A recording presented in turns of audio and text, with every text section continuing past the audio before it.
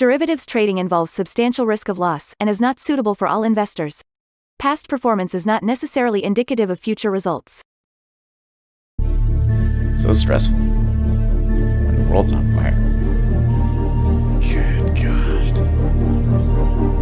I can't look at this, guys. Like, my strategy is you buy it and you hope that you got a good spot. Yeah, but we all think you're crazy. You don't fight this. No way. The markets are freaking out and you don't think that anything is wrong? Come back tomorrow and I'll lose it all. Should be fun. Good morning, everybody. Well, we have a much busier week this week. Let me blow your ears out with this music. Much busier week this week with inflation numbers, price indexes. So, but today, pretty quiet. So, let's come and look at the charts to see what we've been doing over the weekend. Are a little bit down while I was eating breakfast. So here you can see the Treasury. I was a little bit down, but I mean, they sold pretty hard on Friday. They pretty much erased this whole thing. It's kind of interesting. But I mean, maybe indicative of summer action, you know? Seems to me a little indicative of your typical summer action.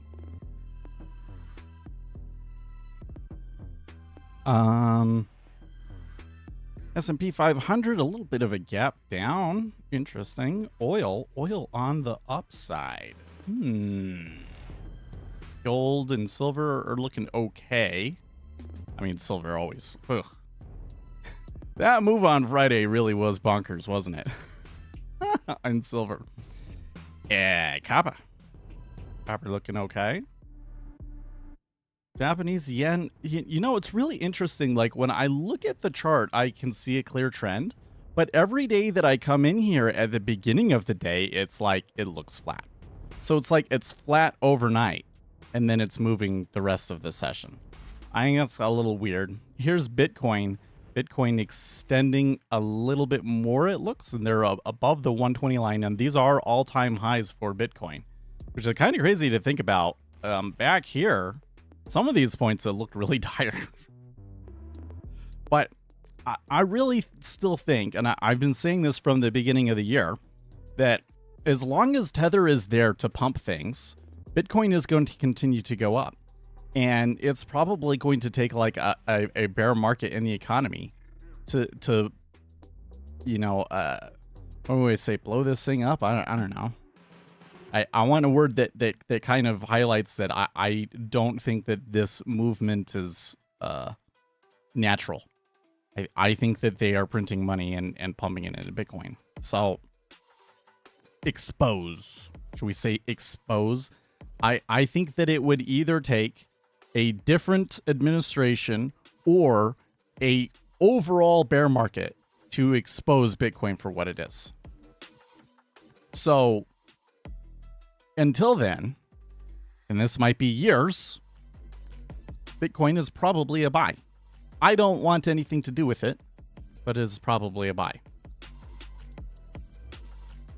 So just buy Bitcoin. Okay.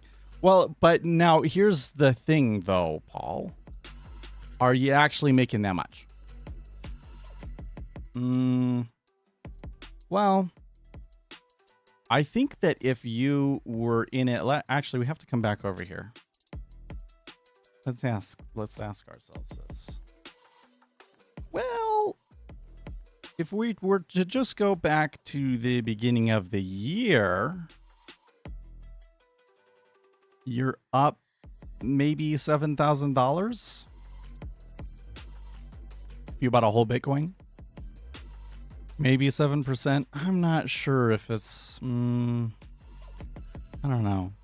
We see new Bitcoin millionaires again. Why would we not? I mean, why haven't they been there the whole time? I don't understand. Well, anyways, but if we were going back to, I don't know, before the ETFs. This rise right here was because of the ETFs, right? 70,000, and now you're 100,000. So that's like a 40% jump. Now you're talking about something significant. A significant amount. But like compared to the S&P 500. Right? I don't know. It's just because I've been doing really well with my stocks. And there are some of these stocks that have gone up way, way more. I haven't been in any of those stocks, but there are stocks that are way, way more. Like that's like the bigger issue here is, or the question we're trying to answer is, okay, Bitcoin probably is going to continue to go up. The question is, how much is it going to go up relative to other assets? I couldn't pretty much guarantee you that there is going to be some stock out there that is going to grow more than Bitcoin.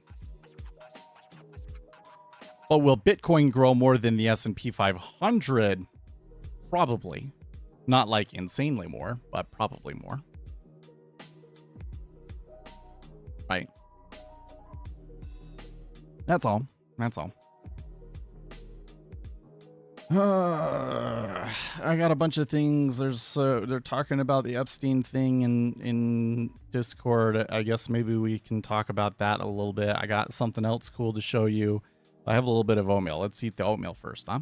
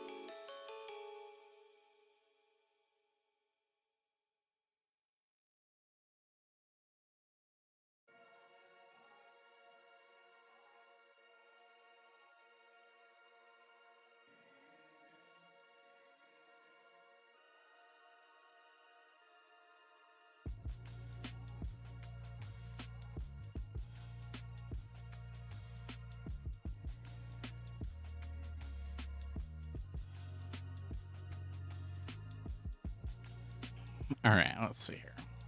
Make sure. Kind of moved my microphone a little bit. It's kind of throwing me off.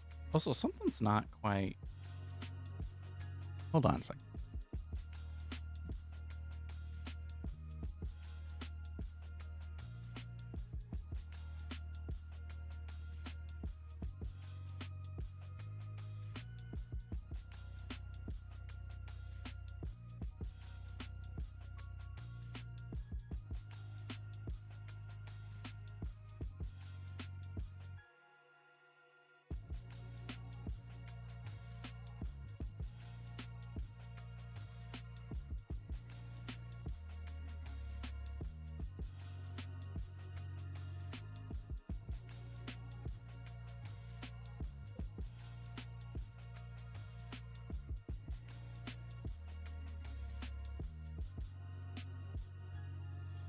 There we go.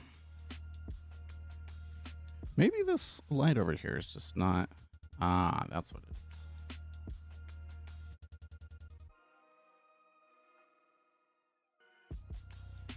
There we go. I was like, why does it seem dark over here? All right. So let's start with the Sierra charts thing. Yes. So over the weekend, I was able to get the inventory cost basis working for Sierra charts. I think. I mean, that looks correct, doesn't it? Here's this. Actually, it looks like maybe there's some slight differences.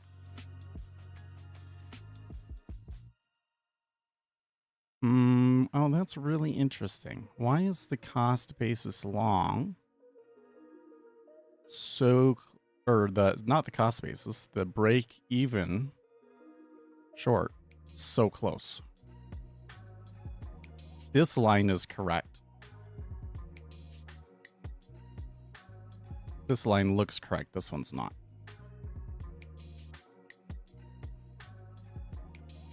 Could be a difference between platforms.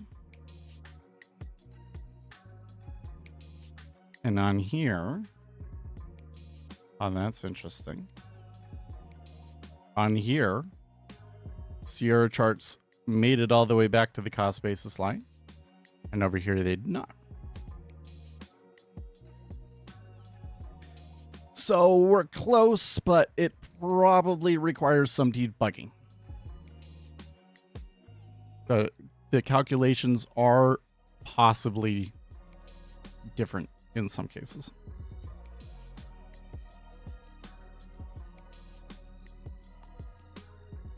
When you load data, Ninja is different. Well, it could, you're right that it could be a difference between the two in terms of, just the data. Certain orders get marked as buy versus sell over here, and that could be as much as a 10% difference, and that could definitely explain the middle lines, but I don't think that could explain why my break even over here is so close. I think there's something else going on there, so I might need to look at that. Here's the thing. So there was two major things I had to do. First, well, I guess first I just had to kind of learn Sierra charts a little bit, right? And then because of the way that Sierra charts does the data, couldn't really use their data. So I had to put it into my own little data structure. So I had to make a data structure in C++, which is a little bit of a pain in the butt. And then I had to convert the algorithm from C# into C++.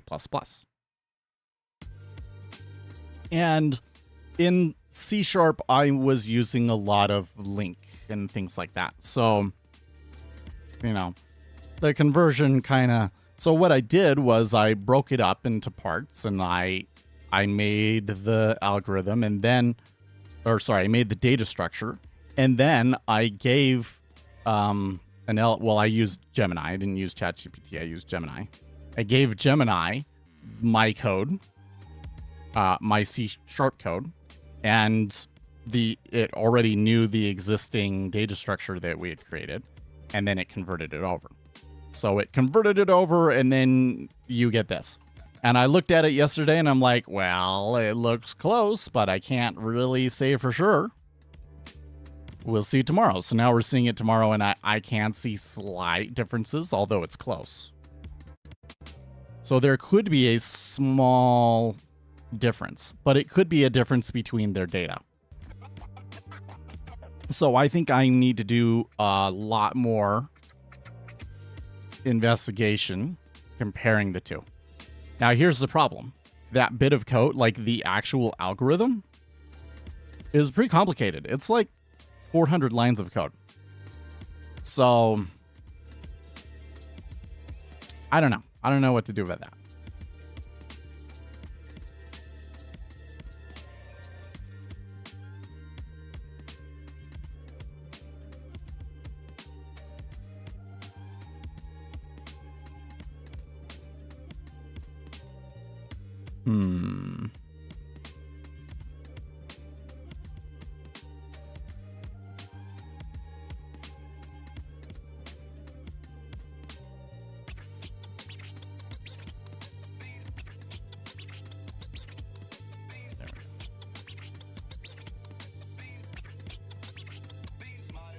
To like temporarily disable Aqua Snap to get my windows to snap correctly.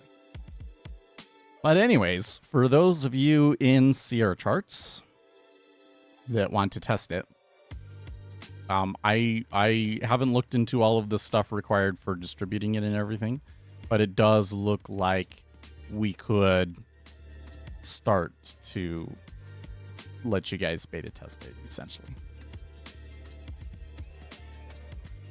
So that's interesting, right? Huh? That's pretty cool.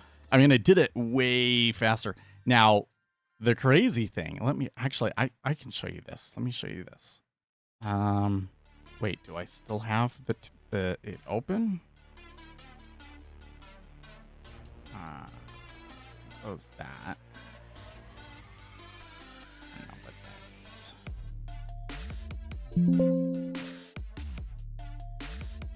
I don't have it.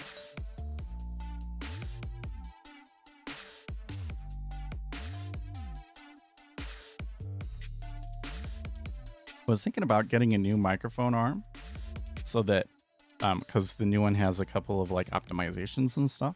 And part of it was that I wanted to have more of a space over here so that the kids can put their iPad over here on the table when I'm in the room.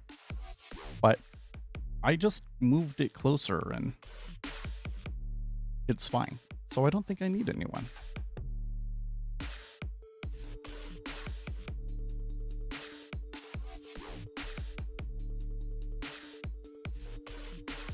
Okay, so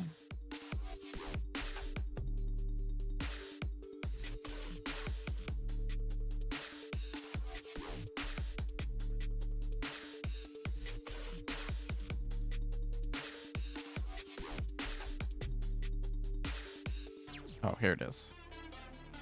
I had to use both the Flash and the Pro here to do this.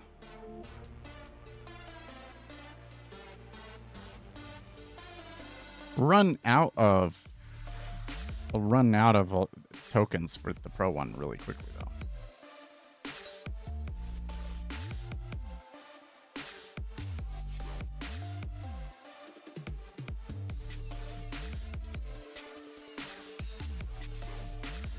Arguing with it about computer science stuff. You know, the thing that is really wild to me.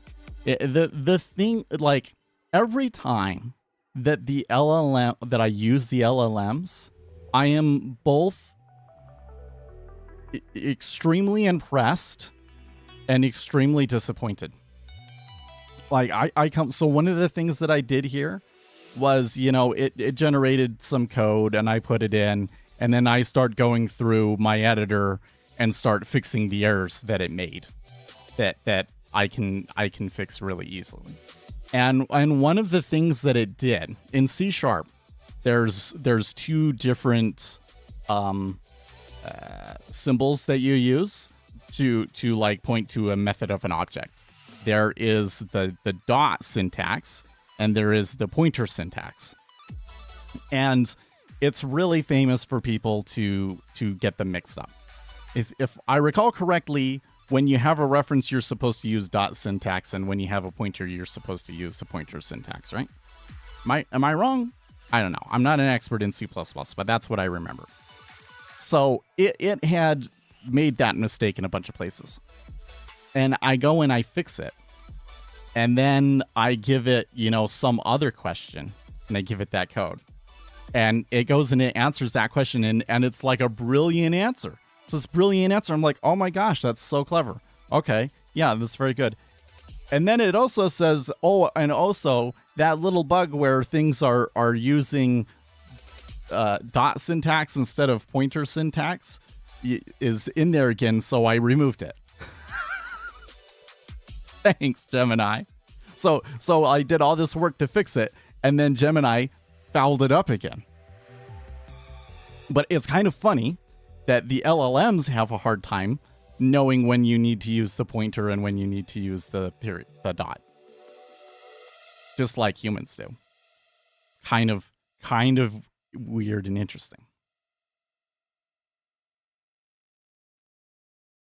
But the thing that was interesting to me was that I went and I gave it the algorithm in C# and I said, okay,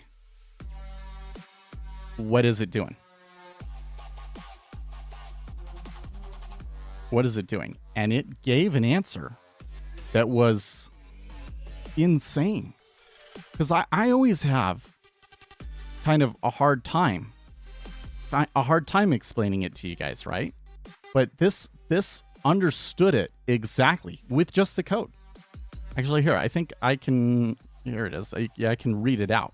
I can have it read it out. This is an excellent piece of code.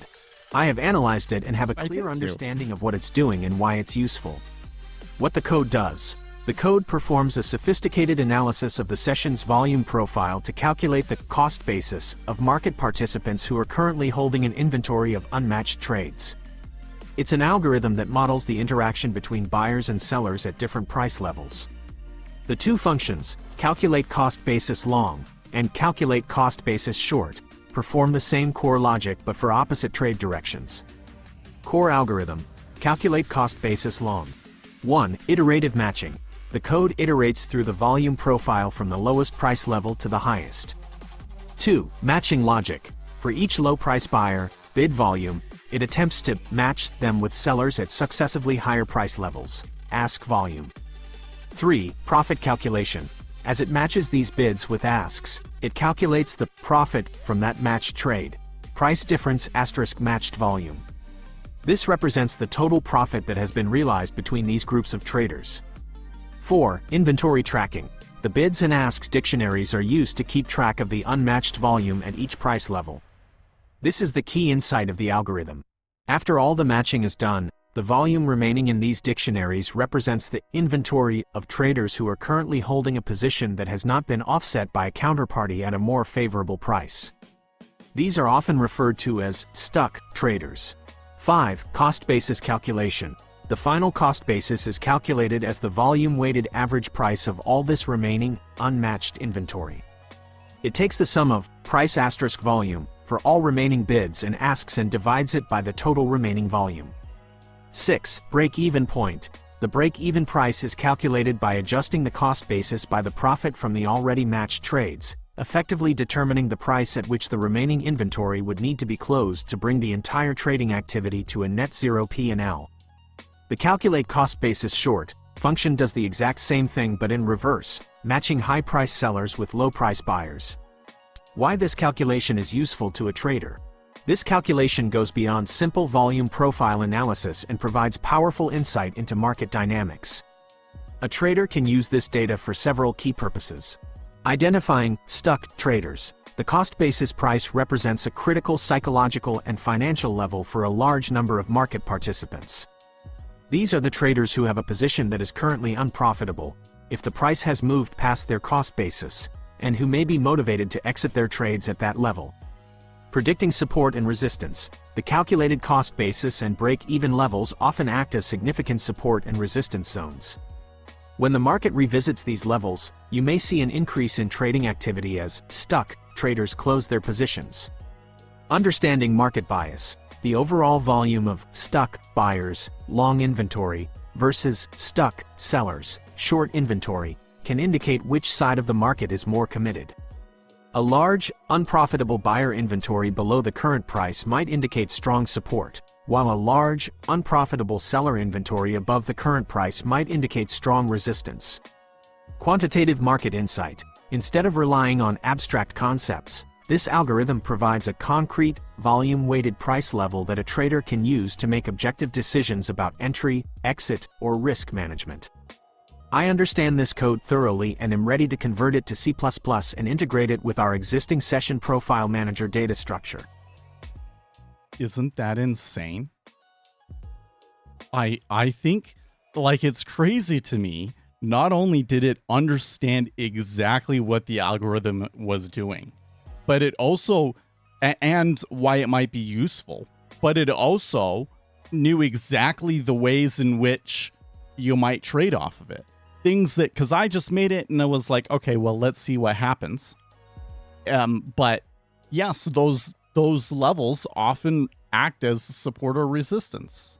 They do. And it knew that would be the case, or at least it guessed that would be the case. How insane is that? I just boggles the mind that it was able to decipher that so effectively, when I have such a hard time explaining to people what the algorithm is doing. Okay, oh, there's Octavius. I was wondering, I was like, he's not here today when I have it ready for him. Right-click on the chart in Sierra and then go to Chart Data, and under Combine Trades into Original Summary, click Yes. What does that do? Okay, so Chart Data.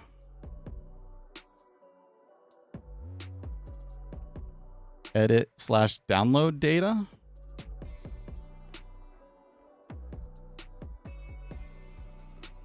And what are we looking for? Combine trades into original summary. No, I don't think it's that. Chart settings.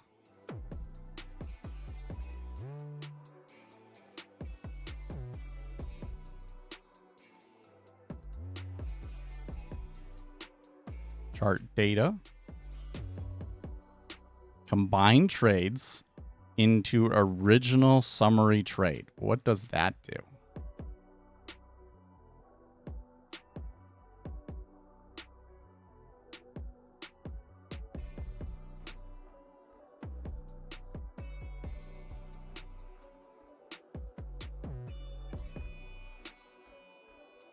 Combine trades into original summary, when enabled, aggregates multiple trades into a single record for CME data from the Sierra Chart Denali data feed. This feature is specific to this data feed and helps consolidate trade information on the chart. It's relevant for charts where each bar represents a trade or a group of match trades. Oh. I don't think that's going to change anything. We'll click OK and see what it does. Nope, same thing. Giving us pretty much the same thing, I think. Can you tell me how to change the display of the axis here? Because the scale drives me crazy.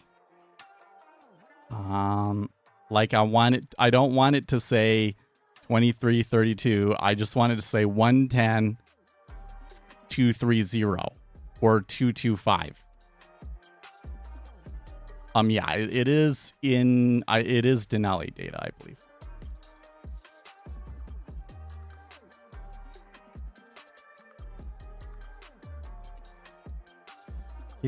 Scale increment.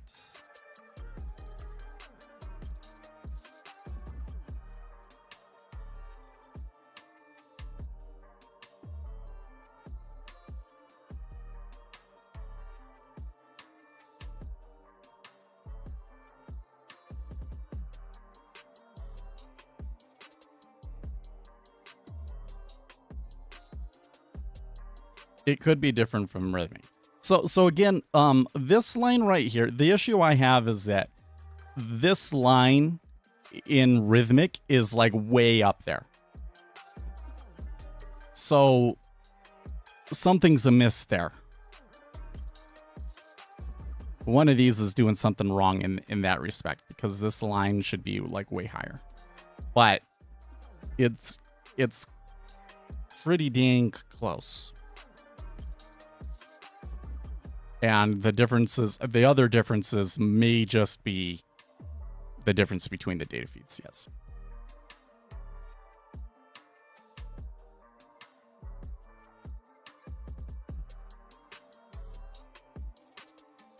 You need to adjust the price display format within the chart settings. Chart settings.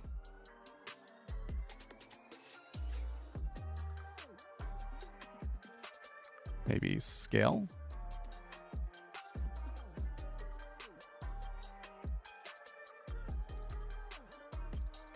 Price display format.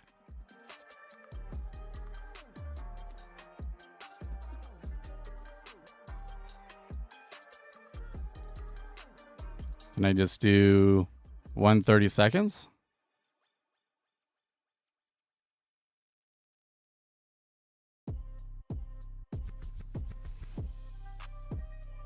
Close.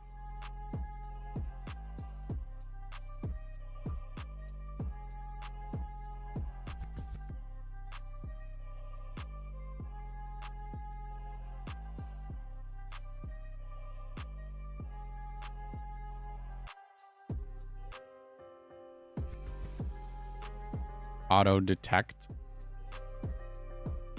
The issue is I don't want it to say over 32. I want it to say, and I don't want it to say 24.5. I just want it to say 245.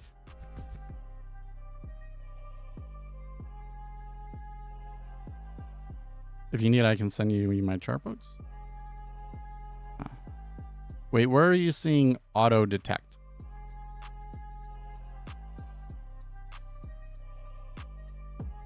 What is this A?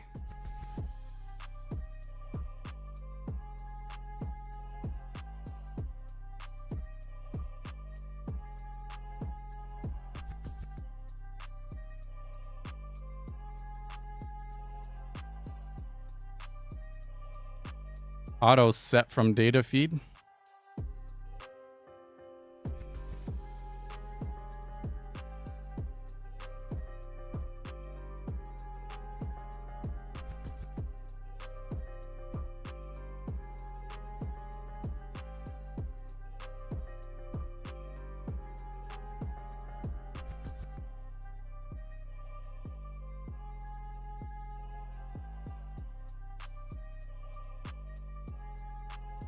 Yes.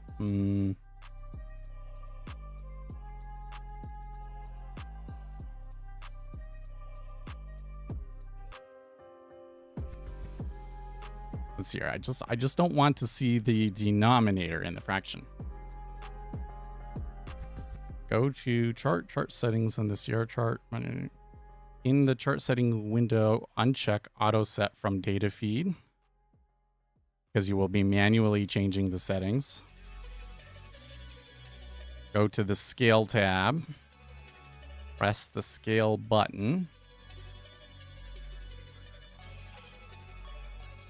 In the scale setting window, set the display format.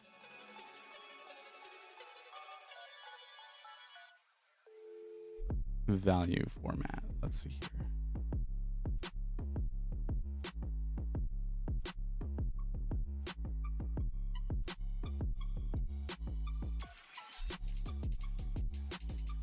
Enable short fraction display.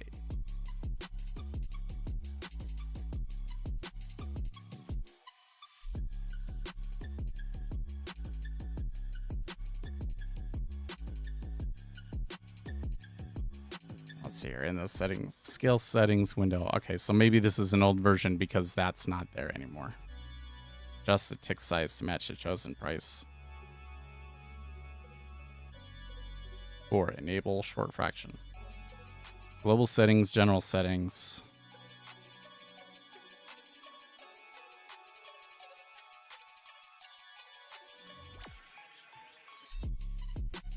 General trade settings, maybe.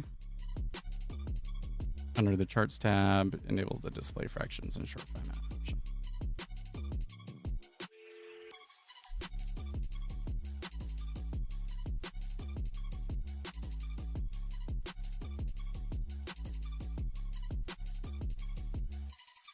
General settings, charts, display fractions in short format. Yes. Better.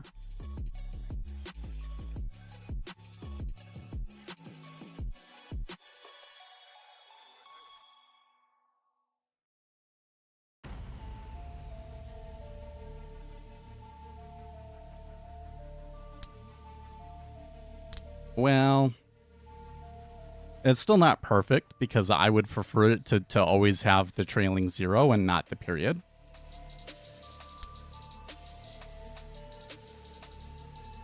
But it's better.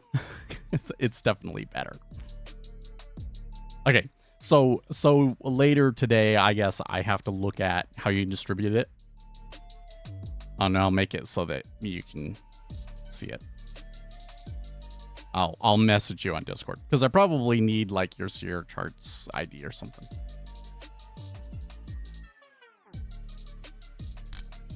But we'll have to debug it. There's more because there are like all of the things like the inventory and stuff. And there are series on there for that, but they're not displaying up here. I'm assuming because maybe they're way down at 0. I don't know. But I'm going to have to figure that part out. And then if we could see how much inventory each side is holding and things like that, then I might be able to decipher why the differences. Yeah.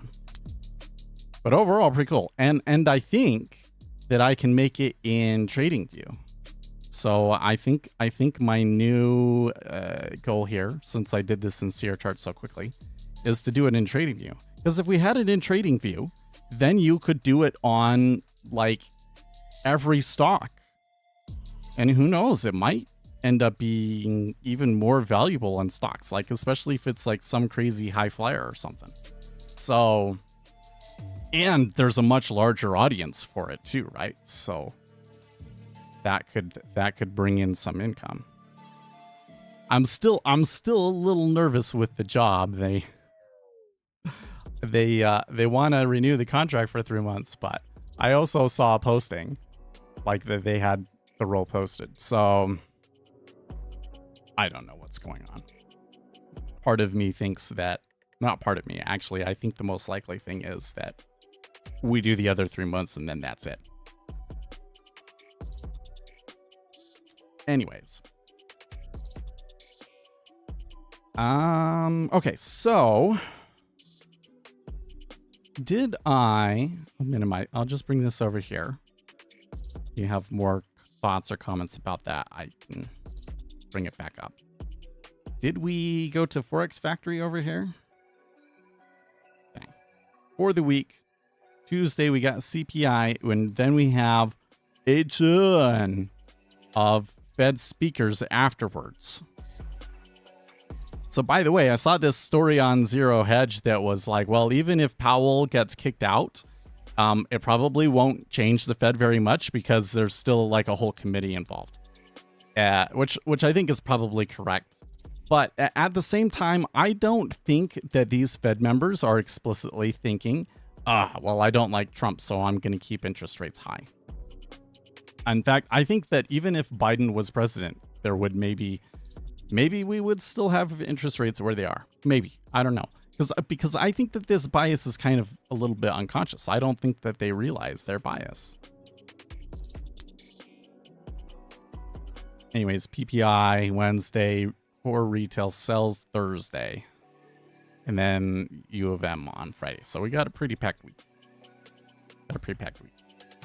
But speaking of existing biases, let's go into the Epstein thing, shall we? I'm a little bit nervous to talk about this just because I'm afraid that, you know, social networks might, you know, throttle you if you're talking about it. But I don't know. I don't know if it matters. Okay. Let's see if we can go and do a really thorough analysis of this to see if we have enough information to really understand what's going on here or not. So I think that there is basically 4 major theories. We'll start with the simplest one, which is there was never anything there, right? So this is, yes, Epstein, he committed a crime. Maxwell, she committed a crime by helping him commit the crime, but then there's nothing else. So we'll come back to that about like what would be the things that support and don't support that theory. Okay. Theory number 2 is info is being withheld because it hurts the deep state. Right? Which I think is pretty much where everybody is at. Okay. 3.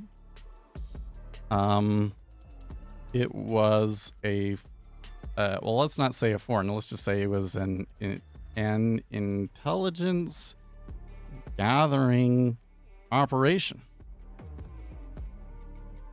Okay. I'm not going to say who, but I guess it could have been the U.S. government too involved. I don't know. Number 4 is it implicates Donald Trump. Okay. Now these 4 theories are not necessarily mutually exclusive, except for maybe the first one. Okay. Like it's if it could be the case, it could actually be all 3 of these. It could be that the deep state is involved and it hurts them, so they don't want it to get out. It could also have been part of an intelligence gathering operation with both the deep state in the U.S. and with foreign countries. And it could also implicate Donald Trump at the same time. Right? All 3 of these things could be true at the same time. But the thing that I find interesting about this particular story, or the reason that I'm bringing it up and the thing that I'm trying to teach you guys here, is that people will tend to interpret the news in line with their existing bias rather than in line with the information. And in fact, people are very much like large language models in that, like, when the information that they want or expect isn't actually there, they just hallucinate it. One of the frustrations I had when making that Sierra Charts script and utilizing Gemini, because I'm not that familiar with Sierra Charts, and the Sierra Charts documentation kind of sucks. So that's a place where an LLM should be able to help you really well, right? Except for that the LLM keeps hallucinating functions that don't exist. Frustrating.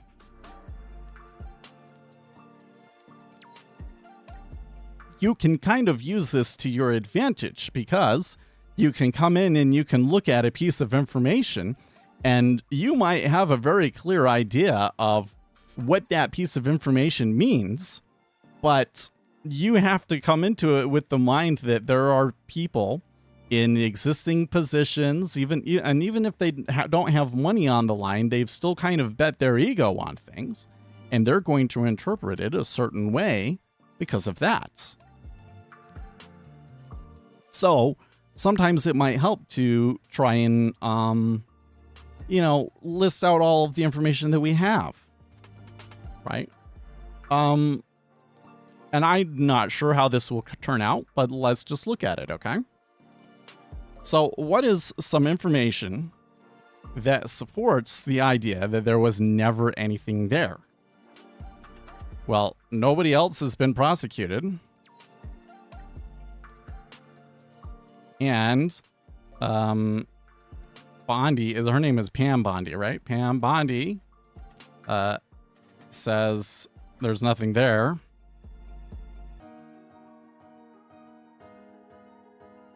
Says there's nothing there after investigating. Right?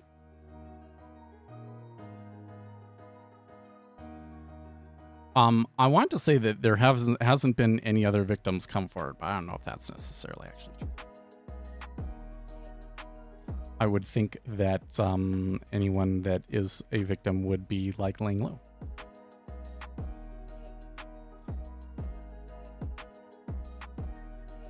So we put, let's, instead of putting that, we'll just put plus. Okay. Why is the reason that none of us believe that? Because Epstein is dead?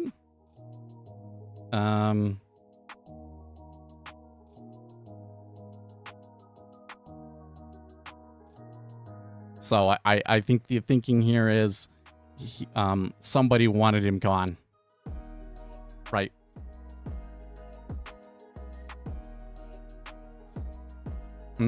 Another thing is we have pictures of famous people with underage girls.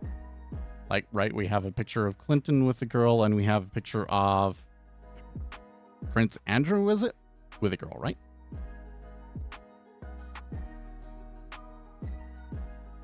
Okay, info is being withheld because it hurts the deep state. What information do we have about that? Well, I think the thing that I see right now is that, who are these guys? Bogino is really mad about it. Bogino is really mad about it. So that's the thing that kind of makes me think it could be that it hurts the deep state. And that's why Bogino wants it out, right?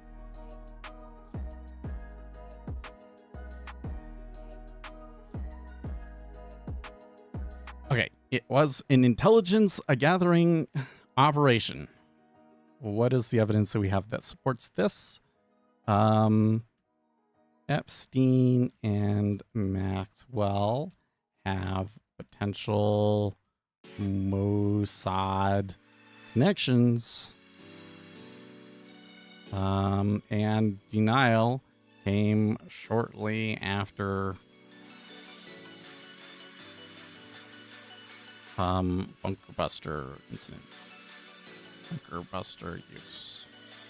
So I think that this is one where, like, they were working with the Israelis, and I think that there was some sort of a deal made, and part of the deal was perhaps quiet down about the Epstein thing. Right? Okay. It implicates Donald Trump. Why do we think that? Well, because he was friends with Epstein. And Trump does many sexually immoral things.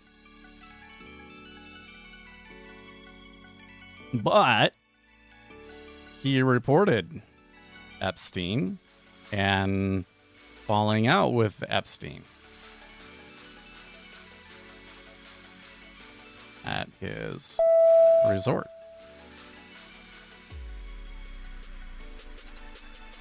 There we go. Now, I kind of thought you guys would have a lot more to say about this when I was going through this. Did I miss something? Is there something missing in here?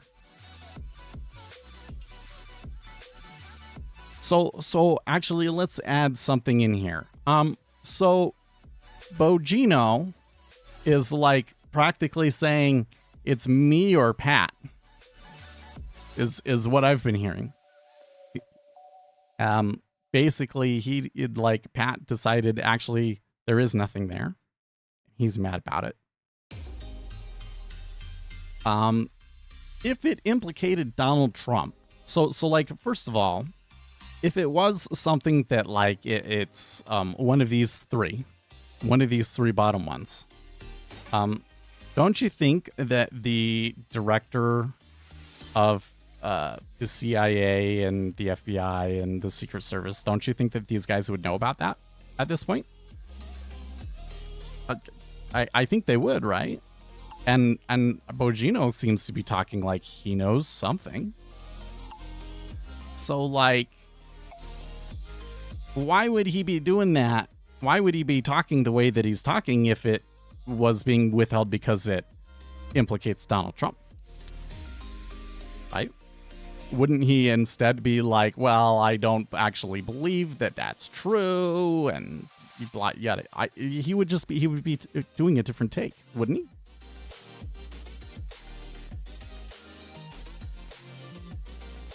And so let's add in here.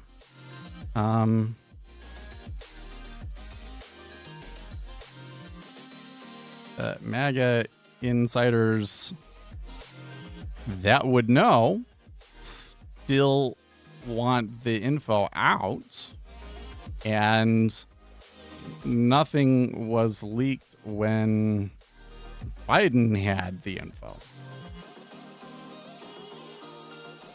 Am I right?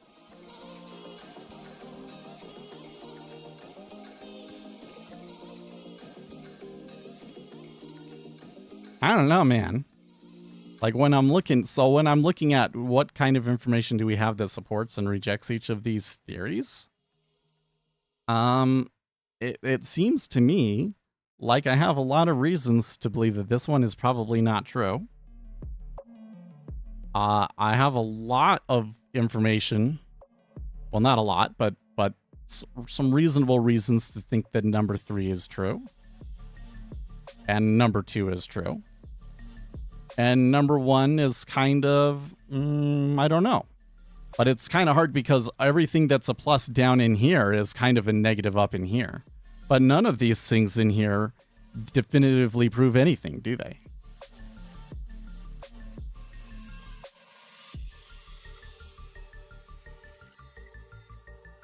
Uzi is on the list. That's why they're trying to hold it.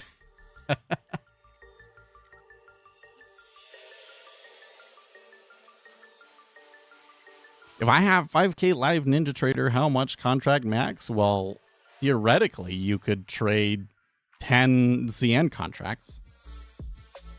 But that's the initial margin. You don't ever want to go close to that, right? What you should instead do is you should say, in these circumstances, how much could I potentially lose per contract? And then try and keep that to under 2% of your total portfolio. So if you have 5K, then don't lose more than $50. So that's really like trade 1 ZN contract and keep your stop to 4. Of course, almost everybody is more leveraged than that, but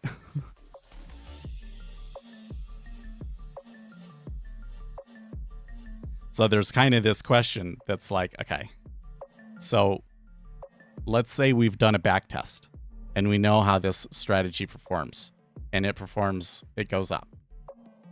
Use the wrong color. And it goes up, right? Okay. Well, the more contracts that I trade will make it go like this. It'll go higher, but the troughs will be bigger. In other words, there will be more variance than this one. And so the question you kind of have to ask yourself is, how much variance can I handle?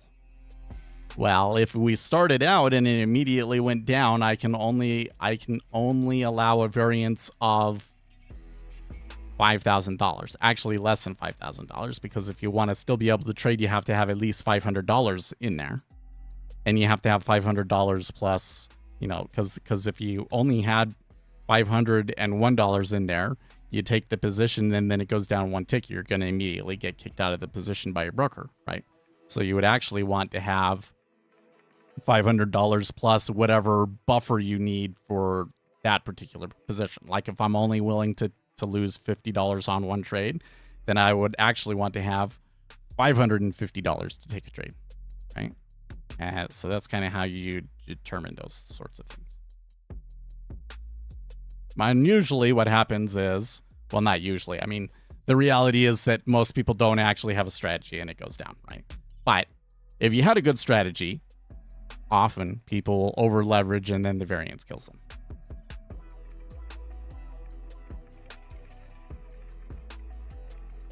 Treasuries have turned up quite decisively, haven't they?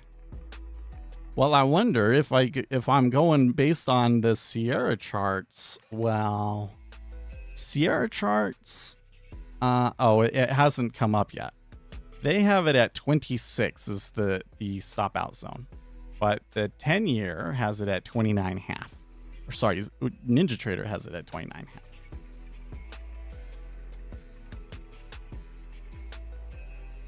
So, I honestly, I trust the NinjaTrader one. That's the one that we've been using. We've definitely seen a tendency for the market to have a hard time staying below that line. It's really odd to me that like the bottom line is correct, but the top line is not. Don't know what that's about. There must be some scaling issue. You know what? Maybe it's because one of the things that this does that's kind of interesting, and actually maybe if I was to do it again, I would maybe do it this way in NinjaTrader. Maybe, I don't know. But when they do a price, they don't list it as 110.23. What they do instead is they convert it. They say they take 110.23 half divided by the tick size of the instrument. And they call this price in ticks. And that way, you have a format of storing the price that converts across all instruments. Clever way of doing it. I just store the actual price as a string. That's okay. But doing it numerically could have certain advantages, like with sorting and so forth. But maybe it's because it has the price in ticks, and then it's doing these calculations off of the price in ticks, and ergo not calculating this correct.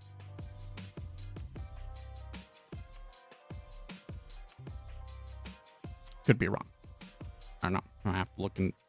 It's a large section of code that I might have to sift through to figure out why it's doing that. But the point of that was it was a pretty good turn up in the treasuries. Pretty solid turn up. And, you know, I'm not expecting them to really do a whole lot today because we've got CPI tomorrow. It's really, really important, right? So I guess it would kind of make sense that they would mean revert and come back up.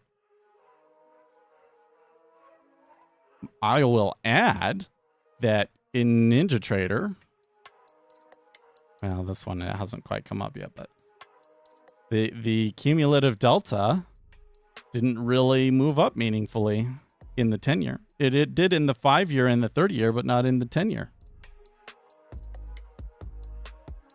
I'm not seeing a change in the spread, but I was just very curious that you plan to trade NQ. Ugh. Why is it always NQ? Does NinjaTrader accept OFW from Philippines but stay in America? I don't know what you mean by OFW, but it will accept traders from other countries, but it depends on the specifics of the rules in your country. And like, I think the key thing is, like, it still has to be legal in that country, and they have to, like, be able to verify the income that's coming through. So if you're in the Philippines, though, you're probably okay. You're probably pretty okay. It is restricted in the Philippines? Well, I don't know. Maybe they won't let you do it then. I don't know. The worst thing that can happen is you apply and they reject you, right?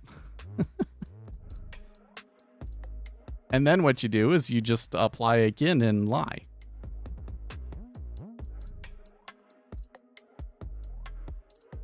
Don't do that. I didn't tell you to do that. But that's what people do.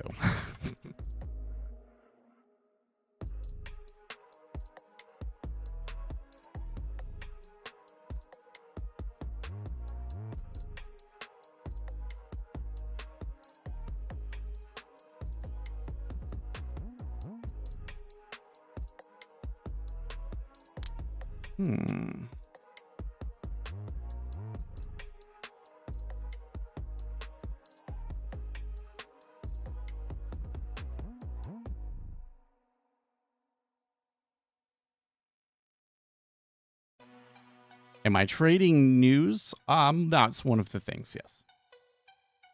I would say I want it a little bit more broader than news, or trading informational inefficiencies and not technical analysis.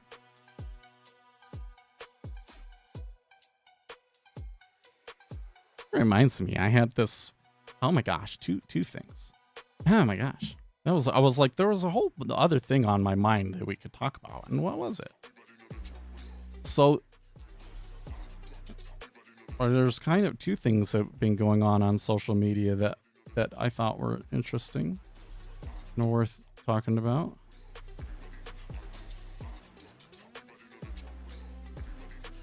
There was this, but this just reminds me of this. There was this guy on TikTok who seems to be some sort of a quant. I don't know if he's really actually as professional as he paints himself as, because there's a couple of things that he said that kind of makes me think, I don't know if you know this as well as you think you do. But he was saying, oh, there's not really a disagreement between quant traders and technical analysis traders. Yes, there is.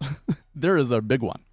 Okay, because technical analysis is really a philosophy about how the market works, right?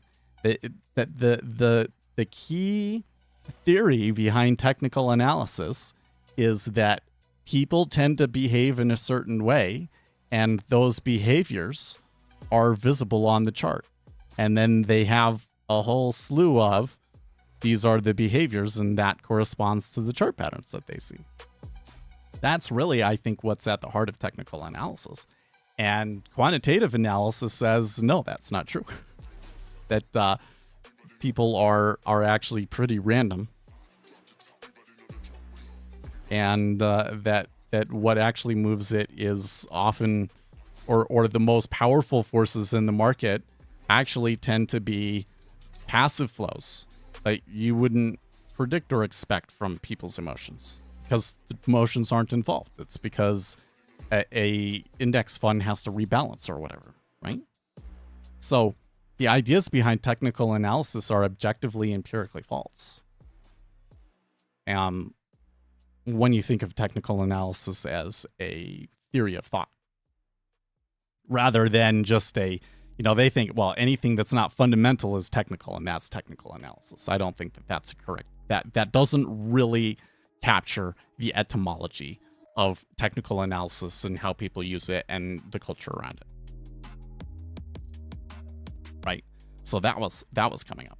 But then another thing was I saw a video, and I just couldn't help but comment on it. And it's kind of interesting that I had never really thought about it in these terms. Like, it was always something that I knew and I thought was important to explain to people and to get this idea out. But since I made that post, I'm kind of realizing, actually, this one thing is like the crux of the whole argument out there. Specifically,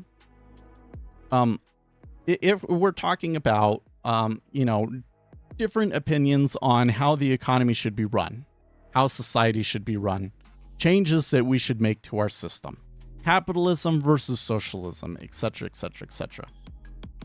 The crux of the disagreement, particularly with the new woke left, is actually this. Once you understand that this is the premise that they're working from, it makes everything else much more clear.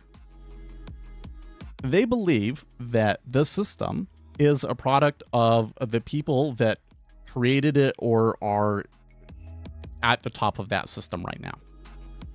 So, if the people that made that system are evil and racist, or the people that are at the top of that system right now are evil and racist, then the system that they create will be evil and racist too. Meanwhile, and then of course they believe the opposite of that.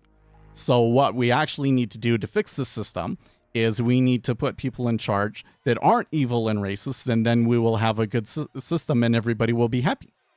Because they won't be doing mean, evil things to everybody all the time. That's what they believe. So, I was watching Squid Game yesterday. I tell you what, I really, really like that show. I like that show because it does illuminate many of the aspects of our system that the average person doesn't realize. Like this whole thing that is like, well, they have a free election, but the people that want to continue the game always tend to win. This is a real thing. The system, essentially, systems perpetuate themselves. And everybody within the system, they benefit from the system, they're going to want to keep the system going. That's absolutely a thing. That's absolutely a thing. I'm not saying that we should vote for socialism, okay, but the system is self-perpetuating. And it's like, it's built into the structure of the thing, right? And so the reason I like Squid Game is because it makes you think about microstructure. How the rules of the game tend to result in certain outcomes and optimal strategies. That's why I like Squid Game. But they're wrong about a lot of things too. One of the things that they're wrong about is that they are perpetuating this idea that the reason the system is bad is because it's run by bad people, right? In Squid Game, it's because the viewer people and the guy that runs the game, they're all evil and callous and don't really care about the people involved. It's just entertainment for them. And so they create the most disgusting, devious games they possibly can. And that's why the Squid Game is so bad. Okay. But real life, there's a big difference between real life and the Squid Game that isn't really captured in this allegory that the Squid Game is trying to make. Which is, in the real world, in Squid Game, you don't have to play the game. In Squid Game, you can just go back to, being poor and destitute and whatnot. You don't have to play the game, right? And the game doesn't have to exist. The Squid Game doesn't have to exist, right? So in the real world, Squid Game doesn't exist. Not the real Squid Game, at least, right? Okay. But in the economy, the game has to exist. There has to be ways of organizing people together towards common goals and building things so that we can have wealth. Unless you just want to live as a hunter-gatherer, there are systems that have to exist. And the thing is if you say, oh, well, it's just that the people that are running the system are bad. So go back to the Squid Game, and somebody else is in charge of the Squid Game, and they come in and they're like, okay, new rules. First of all, nobody dies, right? We put Mr. Beast in charge of the Squid Game, and then everything's cool, right? No, but actually what tends to happen, you will find, is that the same problems will crop up. Every political system in history has had corruption, bribery, etc., etc., etc. Why is that? Is it because just people are evil and you'll always get somebody in charge that is evil? Well, not necessarily. Because people that are very, very well-intentioned end up making big mistakes too. The real issue is complexity. Rules of the game tend to result in certain optimal strategies and certain common outcomes. And this happens because all of the individual interactions based on the rules tend to play out in a certain way. And they create emergent phenomenon that you might not necessarily expect. And that's the big thing is that we can't predict these emergent phenomenon because the nature of complexity is beyond our mind. We don't have the ability to simulate all of those millions of interactions to see how things would actually go. We have to use outside tools to do that. And it's really hard to make those tools and use them. So you can be completely well-intentioned. All of these things, the rules that seem good on its base level, but then if you expand that out, it can be devastating. I think that the college debt forgiveness idea is a really good example of that, or at least what would happen. Because yeah, it seems like a good idea. Yes, we should. Maybe it's not their fault. Maybe it would be good for them to be debt free and all these sorts of things. Yes, but what you're doing is you're undermining the whole system. Now, what incentive does anybody have after they've taken out debt to pay that debt back? You're just going to completely undermine the whole student, the whole debt system. Probably the result of that would be just we don't have student debt. But heck, how come we don't come in and are like, well, these people that bought houses in 2020, they didn't really know what they were doing, and so we should let them out of it, right? We should let them pay. Well, they can stay in the house, but we should forgive that debt, right? That would just destroy the economy, right? Once you start playing out all of those little transactions, you can kind of quickly see how it will just destroy the whole thing, right? Things tend to turn out the way that they do because that's the nature of things, and not just because there are bad, evil people in the world. You see? That is the true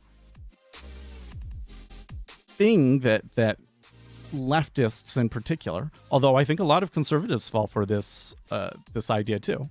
But this is the key kind of belief that these people believe that's holding us all back. Is that the outcome is only because the people in charge are bad. It's not true. And in fact, I think that the reality is that most people are trying to do their best. But the system incentivizes certain kinds of behavior, and they don't realize often how awful what they're doing ends up being for other people. Like, man, I think about this with Jeff Bezos all the time, because everything that I've seen from that guy makes it seem to me like he is a kind-hearted guy, actually.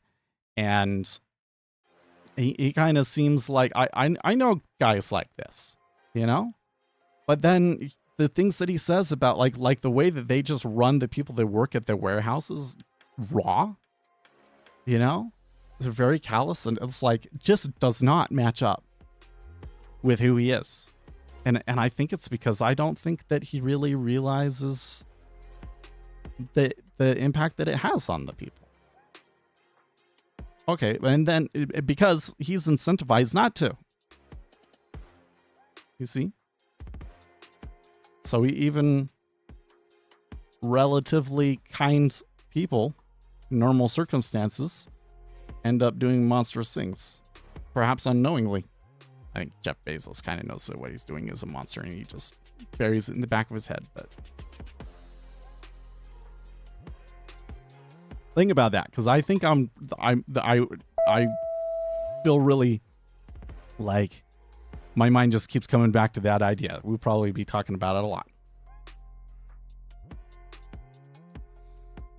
What's the biggest mistake new traders make, in your opinion, following technical analysis?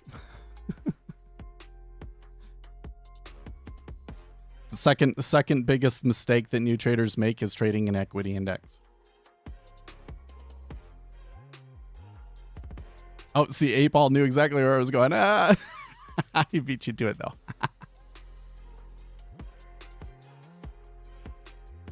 Okay, guys, it is time for me to get going. So I will see you all tomorrow. In the meantime, stay excellent, team.